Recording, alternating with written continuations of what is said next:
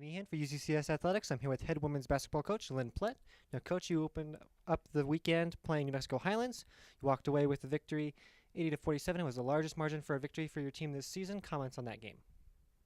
Kind of a tale of two halves. The first half, we actually started off scoring pretty easily in the beginning of the first quarter, and then they kind of countered, made some really good three-point shots, and continued to make some pretty good three-point shots throughout the first quarter and second quarter.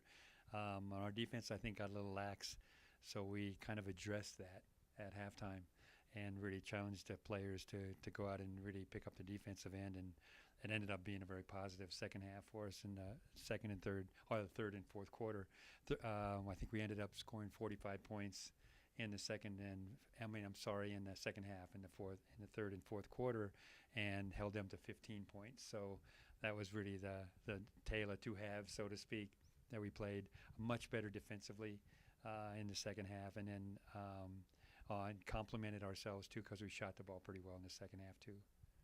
With that, you had 46 of your 80 points come from the bench, led by Maddie Gabler with 17 points. Comments on the performance from your bench?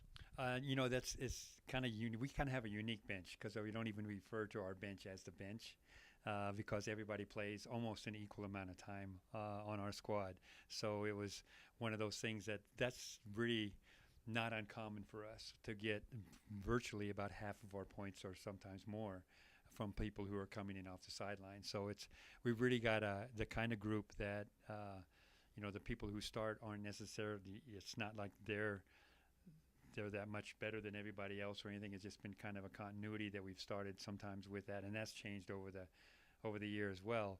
But it's really the ones that rotate in, and then we rotate out, and we rotate in again, and try to everybody is kind of on the same level when we're playing really well.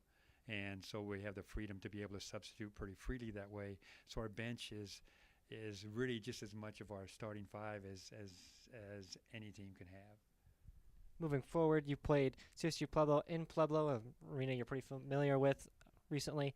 You walked away with a 67-59 victory. It was tight at the half, but obviously you pulled off the win. Comments on that game? It was a very physical game, maybe one of the more physical games that we've played this season, at least in the conference.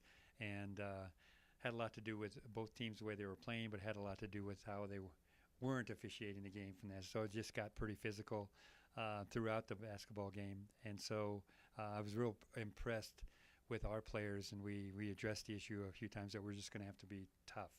And I think what it came down to is down the stretch, especially in the fourth quarter, late in the fourth quarter, we had to kind of come back from a deficit early in the quarter. And then once we got the confidence, I think then we stepped it up a little bit more on defensively. We had fallen a couple of games earlier Metro when we played Metro, and we felt like we really lost that game because we didn't box out and we didn't get the defensive rebounds when we needed to, and that was just the opposite. We finally got the stops and the defensive rebounds against Pueblo down the stretch that we needed to get the game won. And some players had some particular good nights. Chelsea's been really on a roll lately, and not only has she shot the ball well, but she's hit some key baskets at opportune times, and that's always a great motivation for the rest of the team. And Maddie Gabler has really been on a roll as well on the offensive end. She's one of those tough kids for us defensively and around the basket, but she's kind of complemented her game a bit over the last 3 or 4 games by really shooting the ball much better than she had consistently before. You mentioned 2 juniors there. You have Chelsea Pearson, who's 32 for 34 of her field goals are from three-point range. She's got 20 in the last 5 games. Comments on what that means to your team? Well, it means that people have to guard her a lot more aggressively. So she's probably going to be, and she's moved up in the conference as far as field goal percentage from the three-point line goes too. So people are going to be keen a little bit more on that. So it may make it a little more difficult for her to get those, but she's been pretty good about being patient and letting those shots come to her, and some of those have come in really opportune times. So it's great for her confidence, because I think she's a much better three-point shooter than she showed early in the season, and it's really nice to see a player kind of blooming at the right time and feeling that confidence, and then continuing to build on that confidence. Season's winding down. She's a junior for you, so you need her to come up clutch. This weekend, you're at home. You're hosting MSU Denver and Shattern. It's blackout weekend, so big event for you guys here. Comments on what you're expecting. It'll be another physical game.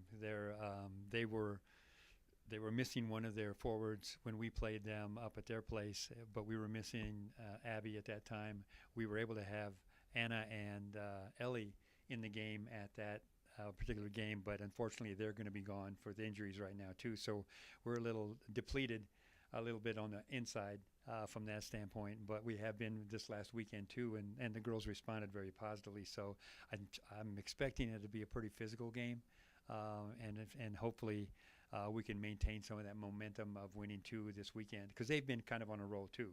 Metro's been playing really well. I think they've won 6 in a row. And so it's going to be a tough game for us, I think, too, especially with the numbers that we have. They've gained a player back, and we've lost 2 other players off of our roster. So it'll be a challenge, but it'll be a good one for us. Well, Coach, we wish you the best of luck. Like I said, it's blackout weekend, so the first 1,000 fans get a free blackout T-shirt. Just another reason to come up to the game. Hopefully have a good environment for your team. As always, Coach, thanks for joining us. Fans, thanks for tuning in, and go Mountain Lions.